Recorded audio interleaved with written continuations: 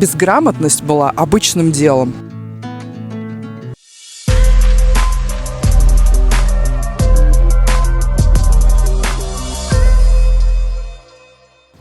Когда вы последний раз получали письмо, написанное от руки? Не на компьютере, не в телефоне, не с помощью чата GPT, а просто на бумаге чернилами.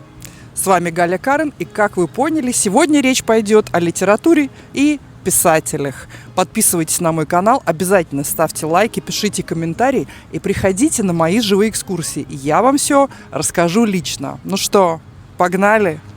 Когда-то профессия писца считалась божественной. Писцы передавали слово богов людям, но со временем они стали передавать чувства людей между собой. Можно было в Барселоне на ее улицах встретить писцов, которые писали завещания, прошения и, конечно же, любовные письма. Еще до начала 20 века на Рамбле можно было встретить писцов, потому что безграмотность была обычным делом. Но в Каталонии слово имело вес задолго до этого. При Жуане Первом Охотнике был создан поэтический конкурс «Флоральные игры». Этот конкурс существует и по сей день и является одним из важных конкурсов в Каталонии, связанных со словесным искусством. Одним из ярких и первых представителей каталонской литературы является Бернард Медже. Он жил на рубеже XIV и XV веков. Его главным произведением является «Ло сомни» с каталонского «сон», где он рассуждает о жизни, смерти, моральной ответственности и роли автора. Это диалог-притча. Его считают мостиком между средневековой литературой и ренессансной.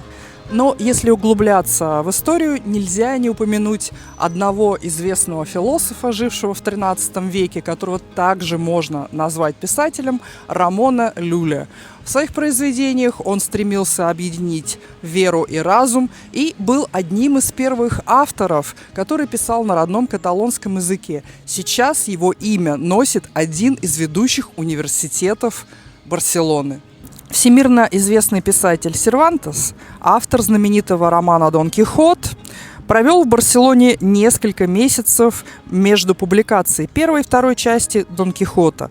Барселона вдохновляла его на создание сцены персонажей, которые появляются в романе. В типографии города печаталась поддельная версия Дон Кихота. Это отражено во второй части книги. В финальной битве Дон Кихот сталкивается с рыцарем Белой Луны на пляже Барселоны.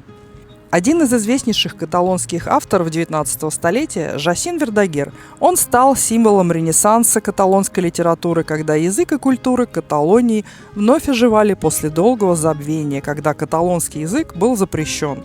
Вердагер писал эпические поэмы, где возвеличивал историю, природу и дух народа.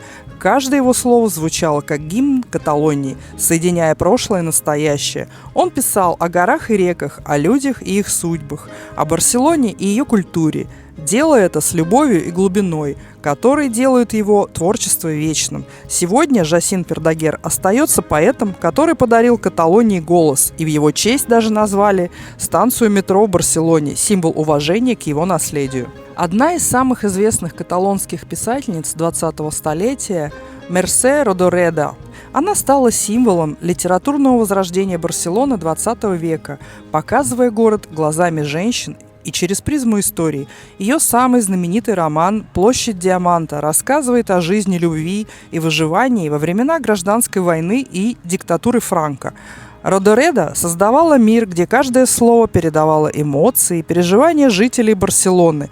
Ее произведения переведены на множество языков и признаны во всем мире, делая Барселону и каталонскую культуру известными читателям за пределами Испании. Сегодня Мерсе Родоредо остается писательницей, чьи слова живут в сердцах людей, и ее наследие продолжает вдохновлять новые поколения, напоминая о силе литературы и о городе, который она так любила. Каталонская литература – это всегда голос народа и времени. Я постаралась рассказать вам об основных представителях, но, конечно же, их гораздо больше. И об одном из них я рассказываю в своем ролике о 5 кафе в Сории. Ссылка дана в описании. Пишите свои комментарии, и я сделаю ролик об испанской литературе в целом. С вами Галя Карен. Приходите на мои живые экскурсии. До новых встреч. Пока-пока.